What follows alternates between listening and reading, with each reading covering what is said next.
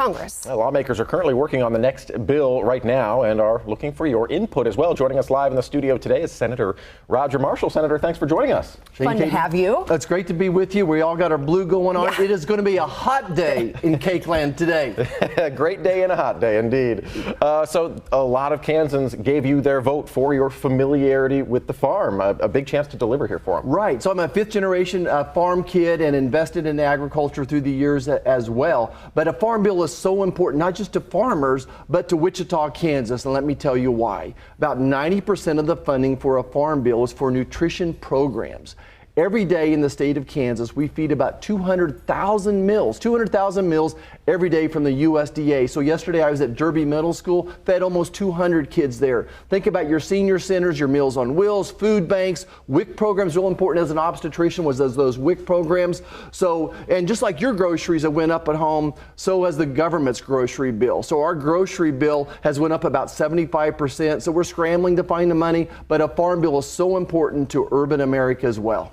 I think a lot of people probably don't think of nutrition when they hear farm bills. So what are some, aside from nutrition, some of the other sticking points that are important to you to get in this? Well, certainly from an agriculture standpoint, the priorities is crop insurance, crop insurance, crop insurance. Think about what's going on in Kansas this year. A third of the wheat crop is going to be plowed under. The worst drought we've had since 1917. So for such a year as this, the crop insurance program that my mentor, Senior Pat Roberts, designed as well. So I think that the crop insurance is important, but also are the conservation programs. 5% of the farm bill for the crop insurance funding, about 5% for the conservation.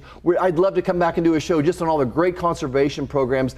Agriculture is leading the way. We were the original stewards of the land. Yeah, and you can do a lot from your Senate seat in Washington, but you can't make it rain.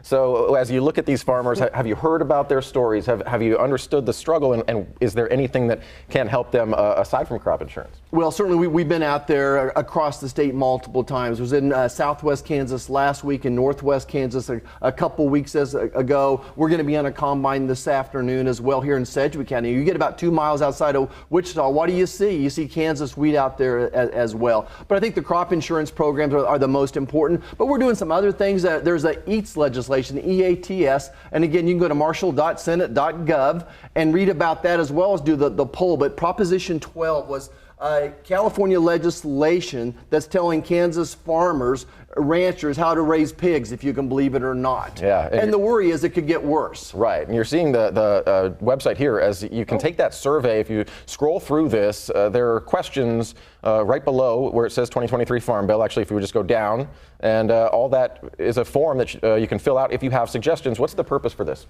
Well, I think, listen. As a physician, I always thought the best doctors were good listeners. I think the best senators are good listeners as well. Those people closest to the problem are going to have suggestions.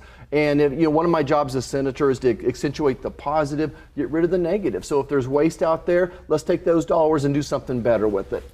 Inflation is a big issue right now for a lot of families. How is that playing into the Farm Bill? Well, you're right, Katie. The average Kansas family is spending over $800 more per month just for food, groceries, and housing, and their energy bills as well right now per month than they were 2 years ago. So just like your grocery bill has went up, the grocery bill in D.C. has went up for these nutrition programs. So it's actually went from about $70 billion a year to now we're spending $140 billion a year for the nutrition programs. And the challenge is, where's the money going to come from? We're already $32 trillion in national debt. We're spending $650 billion a year in interest.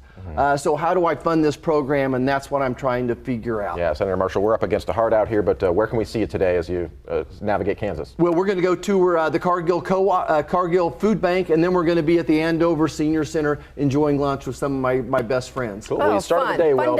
You started the day well by being here. Yeah. Thank you so much. All right, we've got much more information there at kake.com/guests if you want to see this interview on demand and for that link to the Farm Bill survey. We're back.